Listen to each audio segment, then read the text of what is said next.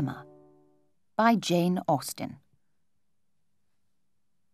Emma Woodhouse, handsome, clever and rich, with a comfortable home and happy disposition, seemed to unite some of the best blessings of existence, and had lived nearly 21 years in the world with very little to distress or vex her.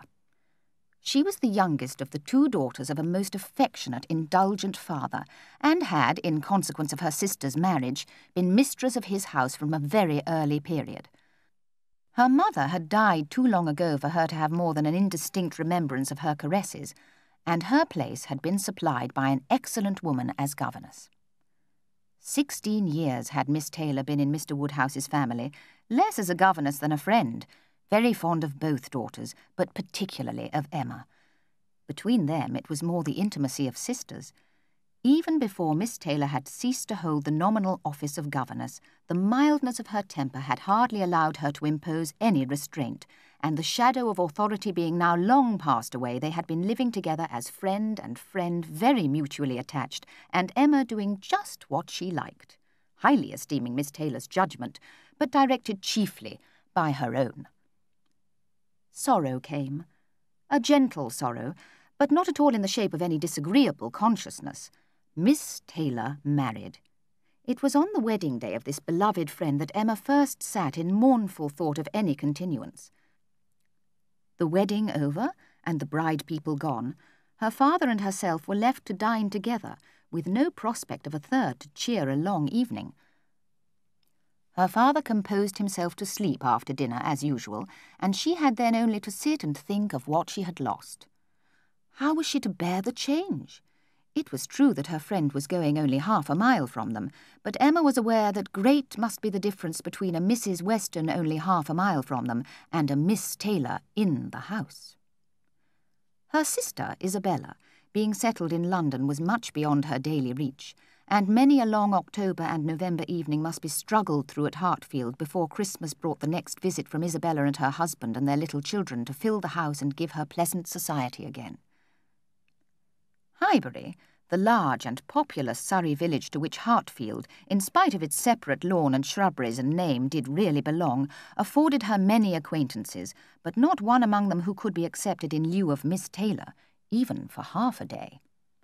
It was a melancholy change, and Emma could not but sigh over it and wish for impossible things, till her father awoke and made it necessary to be cheerful. The backgammon table was placed, but a visitor immediately afterwards walked in and made it unnecessary. Mr. Knightley, a sensible man about 7 or 38, was not only a very old and intimate friend of the family, but particularly connected with it as the elder brother of Isabella's husband, John.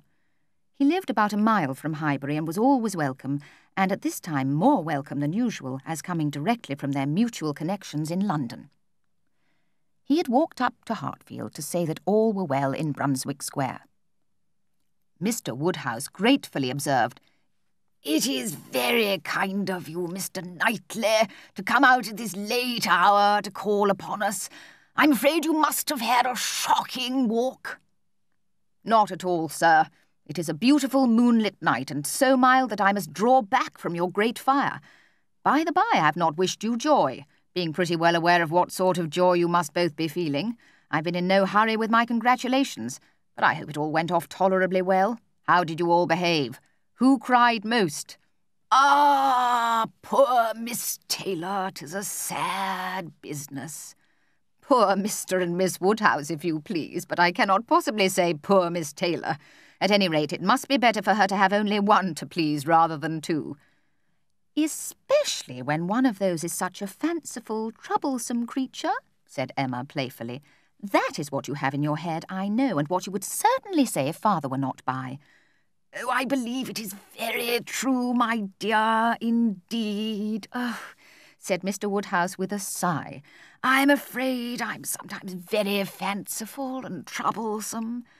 "My dearest papa, you do not think I could mean you, or suppose Mr. Knightley to mean you? What a horrible idea!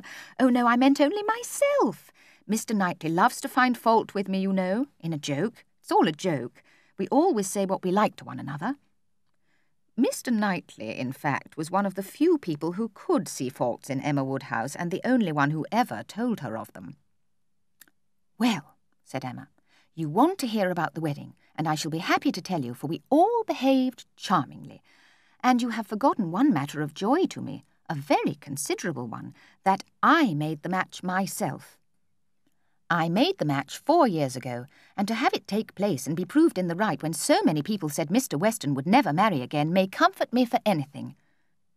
Her father fondly replied, "Ah, my dear, I wish you would not make matches and foretell things, for whatever you say always comes to pass.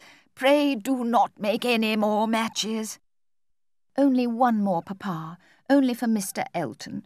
Poor Mr. Elton! I must look about for a wife for him. I thought when he was joining their hands today he looked so very much as if he would like to have the same kind office done for him." "Mr. Elton is a very pretty young man, to be sure, but if you want to show him any attention, my dear, ask him to come and dine with us some day. That will be a much better thing.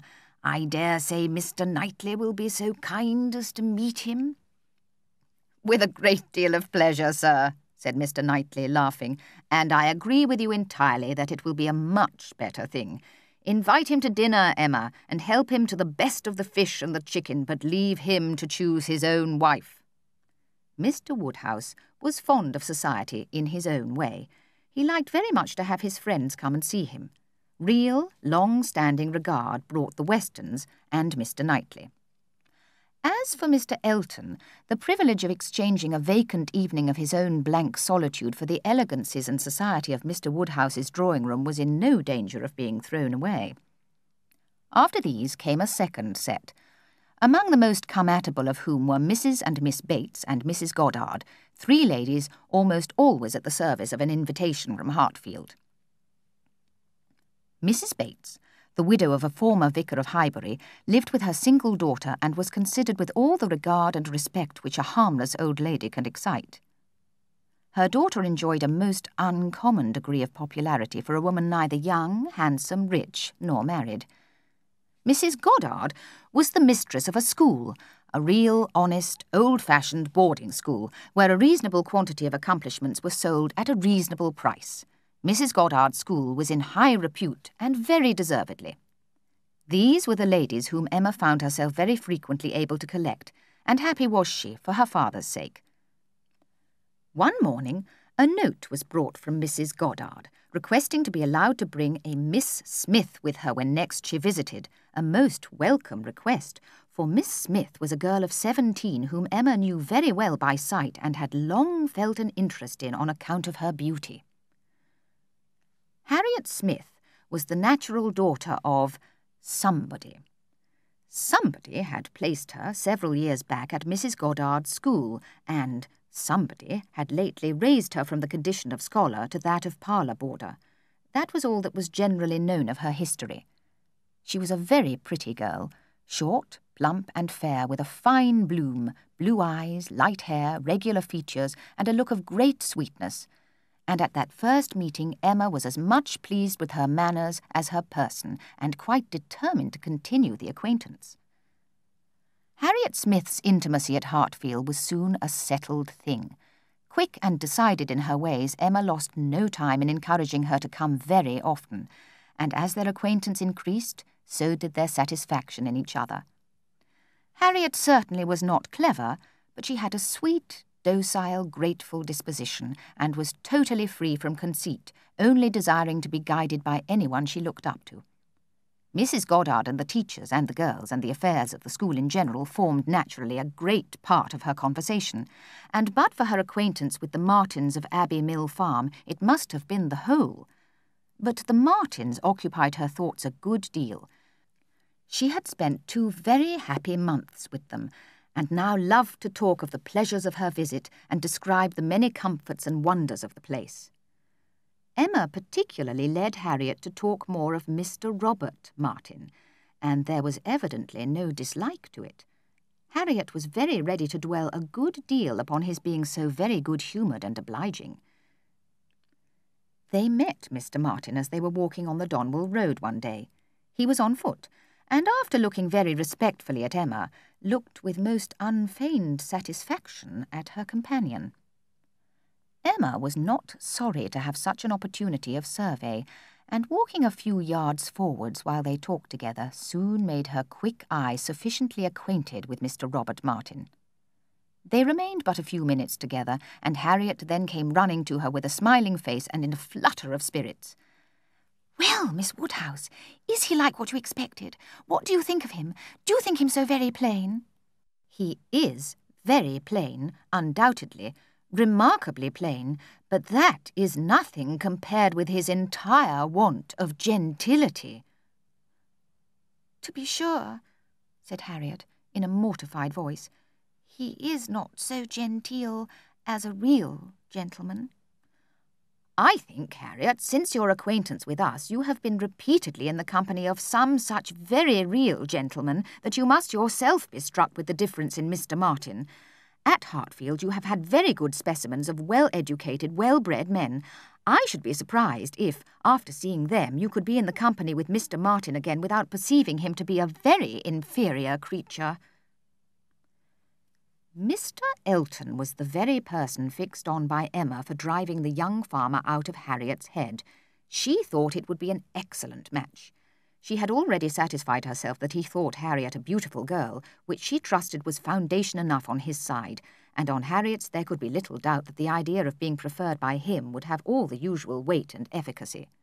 And he was really a very pleasing young man whom any woman, not fastidious, might like. Very soon, circumstances produced a fresh occasion for Emma's services towards her friend. Harriet had been at Hartfield, as usual, soon after breakfast, and after a time had gone home to dinner. She returned, with an agitated, hurried look, announcing something extraordinary to have happened. She had heard, as soon as she got back to Mrs. Goddard's, that Mr. Martin had been there an hour before and had left a little parcel for her from one of his sisters and gone away, and on opening this parcel she had actually found, besides the 2 songs which she had lent Elizabeth Martin to copy, a letter to herself. And this letter was from him, from Mr. Martin, and contained a direct proposal of marriage. "Will you read the letter?" cried Harriet. "Pray do. I'd rather you would." Emma read, and was surprised. The style of the letter was much above her expectation. She paused over it while Harriet stood anxiously watching for her opinion, and was at last forced to add, "Is it a good letter?" "Yes, indeed, a very good letter," replied Emma, rather slowly. "A better written letter, Harriet, than I had expected." "Well," said Harriet. "Well, and, what shall I do?" "You must answer it, of course, and speedily." "Yes, but what shall I say? Dear Miss Woodhouse, do advise me." "Oh, no, no. The letter had much better be all your own. Expressions of gratitude and concern for the pain you are inflicting will present themselves unbidden to your mind." "You think I ought to refuse him, then?" said Harriet, looking down. "Ought to refuse him? My dear Harriet, what do you mean? Are you in any doubt as to that?" Harriet was silent. Emma continued. "You mean to return a favourable answer, I collect." "Oh, no, I do not. That is, I do not mean... What shall I do? What would you advise me to do? Oh, pray, dear Miss Woodhouse, tell me what I ought to do." "I shall not give you any advice, Harriet. I will have nothing to do with it.